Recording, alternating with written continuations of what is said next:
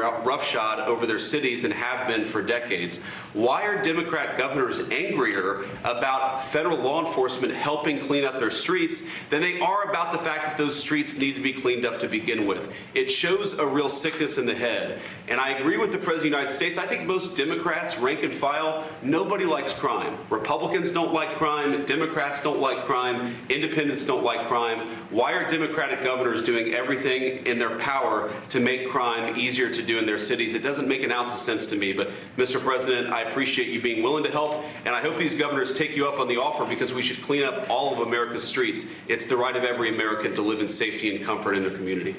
All right, guys, remember, these cities are sanctuary cities. These are cities that made a determination that they're actually not going to follow law enforcement, and they're going to work independently of law enforcement. And if illegal aliens are caught in the commission of a crime, they're not going to face the severe consequence that a normal citizen would face. So it's not like they've never had these interactions with these governors or with these cities. They've actually had these conversations, and the city said, go pound rocks. What's more important to us is that we prioritize the rights of illegal aliens, people who shouldn't be here, who are committing crimes, over the rights of residents who commit crimes and actually get thrown the book at them. I appreciate. So I make the case they've had the engagement. Yeah. These governors just don't want to listen. I appreciate how relentlessly on message you are here, but you are again confusing two very different things: local law enforcement, sort of the prerogatives of local law enforcement, and federal immigration enforcement. Now, of course, immigration enforcement makes the country safer. I will not fight with you on that. But this idea that everything is immigration enforcement blurs and confuses the two things. Sure. And I think, that's been something the president's been very successful at, convincing everybody that no, it's all one big jumbled mess and we're all making America safer. These are separate, vastly separate legal systems in America, and they just work differently. And they're not being enforced. Sorry? Well, of course they're being enforced. I mean, they're not getting cooperation from the cities to enforce the laws. That's what a sanctuary city is. We're not going to cooperate with the federal system, is what they're saying. For immigration enforcement. I know we've been stuck on this story about D.C. crime, but it is all one and the same. As you saw from the intro, we're asking, the Republican Party is asking Democrats a very tough question, and it seems to be really putting them on their heels. As you saw from the intro, that Republican laid out a good case of why these people don't cooperate. And that Elliott guy, I forgot one of the hosts on the CNN panel, he tries to deflect and say, oh, no, they are cooperating with the law. But here are Democrats out of their own mouth. Just in, the Democratic mayor of Oakland has just announced in her first 100 days as the first black woman in her position, a top priority for her has been ensuring our police do not cooperate with ICE. When you have damning evidence like that in arresting criminal illegal aliens, as a functioning American, as an American with a brain, do you think we can tolerate a party continuously going out of their way to break the law to help a certain constituency of theirs that they know they're using for their own political gain? We all know what the deal is. As the mayor of this city, I can tell you that Chicagoans are not calling for a military occupation. They are calling for the same thing that we've been calling for some time, and that's investment. What safe cities across America all have in common, they invest in people, and that's what we're doing in Chicago. We need the federal resources to make sure that we're building more affordable housing, expanding mental and behavioral health care, education, all of these things that could reduce crime and provide real community safety.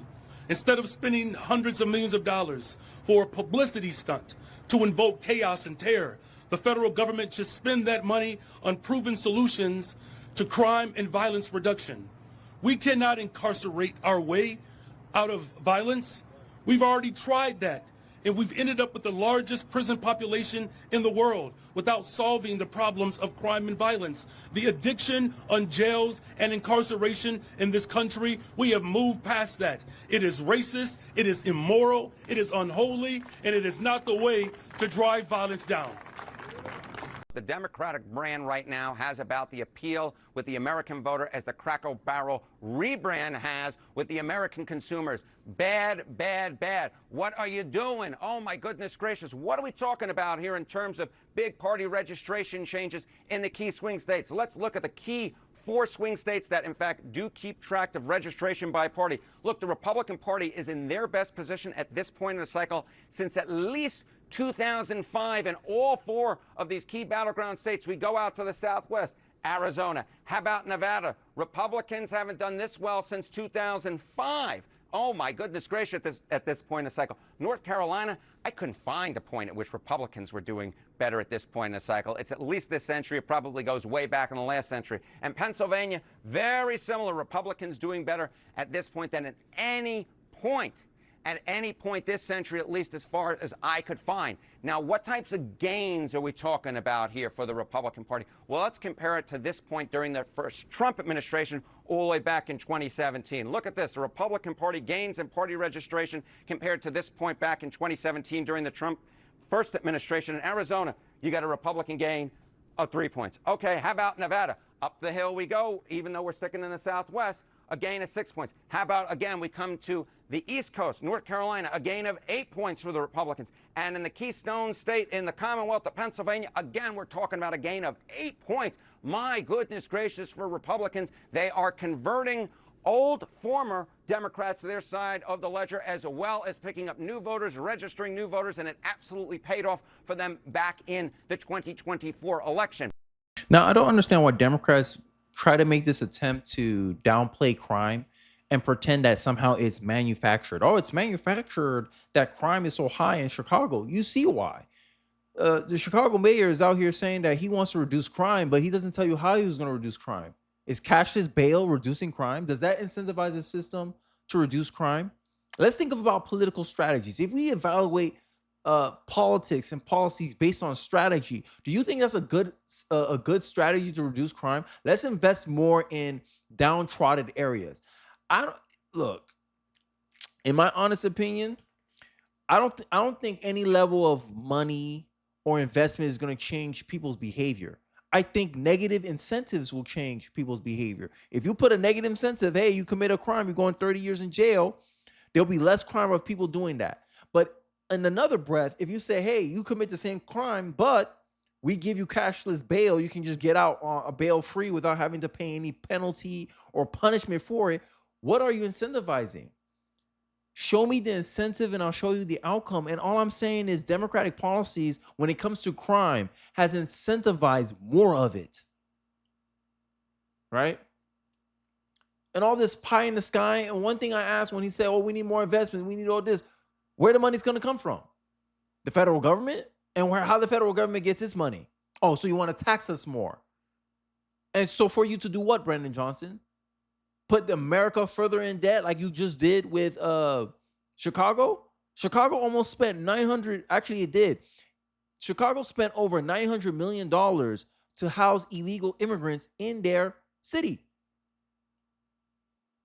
Find ways to spend money. He had to borrow loans just to fund the rest of the private, public programs that that Chicago was responsible for, because of the fact that he wasn't planning to bring in a bunch of illegal migrants, but he still did it anyway because it served a political end. $900 million is money well spent if it allows them to increase their census numbers, which increase their representation in Congress, which helps their party and helps them maintain power and control. And this is why they're struggling, because when Americans ask themselves these questions, like when Donald Trump's controversial executive order with the American flag, even if half Americans don't agree with it from both on the left and the right, I bet you a lot of those Americans can understand where Trump is coming from with that executive order. Some people say, yes, it's disgraceful that people are burning their American flag. Some even say it's vile that people are burning the American flag, but people believe that that's a constitutional right that the president is not allowed to jeopardize because it's believed to be a First Amendment right. But many Americans understand where Trump is coming from. What about the Democratic Party? Do Americans understand where Brandon Johnson is coming from when it comes to crime? Why are you protecting a group of people that's actively causing harm to our fellow law-abiding citizens?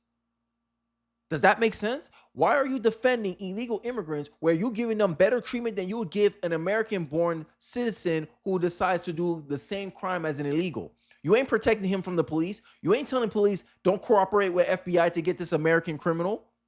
But for an illegal, you go actively out of your way to go and protect them. For what reason? Politics.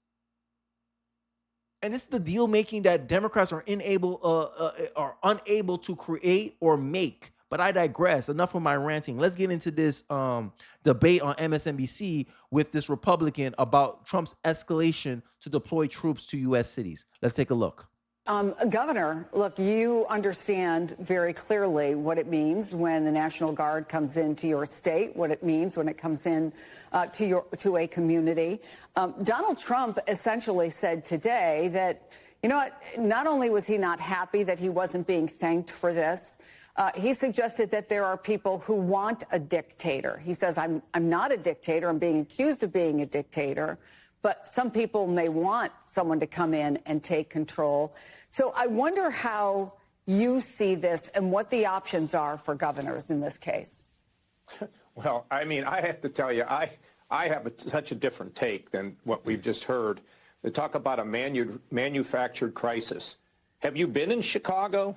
Have you been in Baltimore? But my daughter went to school in Chicago. I remember the day she graduated, there were shootings and killings right outside of her building. And in Baltimore, I have friends that go down to Johns Hopkins, get treated for medical conditions. I mean, they are nervous about ever going there. There are parts of Baltimore that he tells me he wouldn't go into. And this is not some right-wing person. This is somebody who wants to be able to go into some of our great cities and be able to be safe. Now, I do think it's important. Same problem. What's the solution Democrats are offering? Democrats, it's not enough to just criticize what Trump is doing. It's not enough to say, oh, well, how Trump's federalizing the DC police is not enough. And even the solutions that they do put out, it's spending more money, it's taxing more people just for them to squander it, and it doesn't do a lick of squat. And I talk about this, how the track record of the Democratic Party is the main reason I think a lot of people are moving away from the Democratic Party. It's not your messaging, right? It doesn't matter if Democrats change their messaging and they try to appeal to young men. This is what I talk about as a young man. I notice this stuff.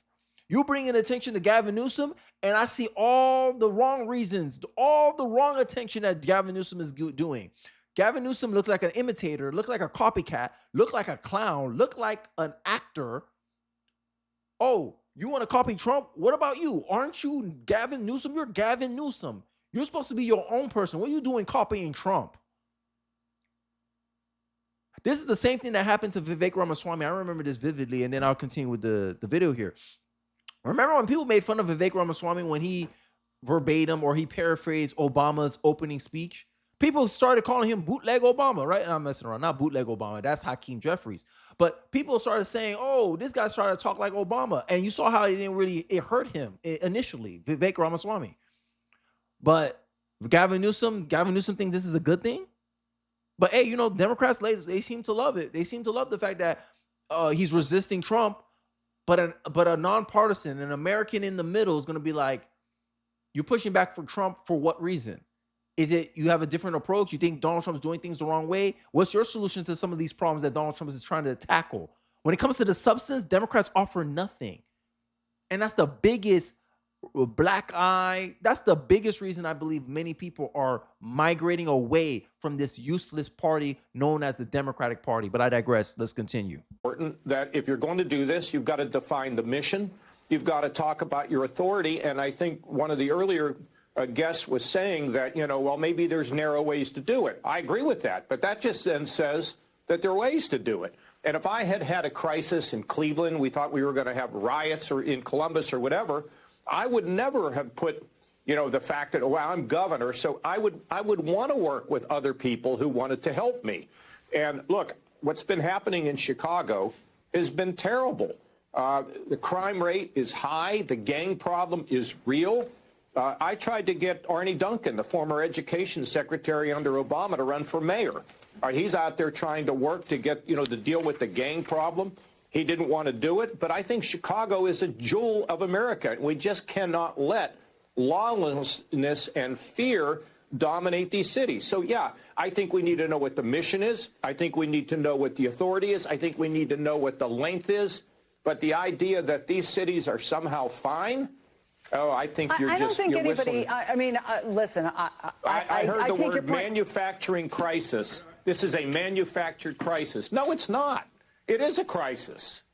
Go ahead, Beth. Ridiculous. Anything to cover Democrats' butt. And this is what gets Democrats in trouble. they're known for downplaying, deflecting, and I talk about the condescending liberal problem, how liberals have this bad habit of downplaying, mocking, or minimizing concerns that people have about things that is inconvenient to their narrative. You want to complain about high rates of crime in red states, then when the Republicans come back and highlight how a lot of the contributions to red states' high rate of crime is due to blue cities managed by Democrats, all of a sudden that's when the excuses come out. But they didn't give that same benefit of the doubt to the initial stat when they were coming out here trying to lay blame at the red states' feet about high crime in the country. And this is some of the ways that Democrats just bite themselves in the foot, honestly. And I don't know how long this can keep going, but 2026 is not looking very good for the Democratic Party. And honestly, you'll be a very brave person to think Democrats have a chance in 2026. But hey, a lot of things can change between now and November 2026, right? You got Mandami running, right? You got all these socialists running who's, we'll see how the Democratic Party shakes out from this. But I don't see Democrats doing the real work necessary to win back middle America, because I believe that's where most Americans are, in the middle. But I digress. Let me know your thoughts and perspective in the comment section. But I'd like to hear more of you guys' thoughts about Trump's executive order, from cracking down on no cash bail to his controversial American burning flag ban and 1-year sentence. I'd like to hear all your thoughts and perspective in the comment section below. Don't forget to like, comment, subscribe. Please share this video if you're so inclined. It really does help me out in the algorithm. And I'll catch you guys on the next one. Peace.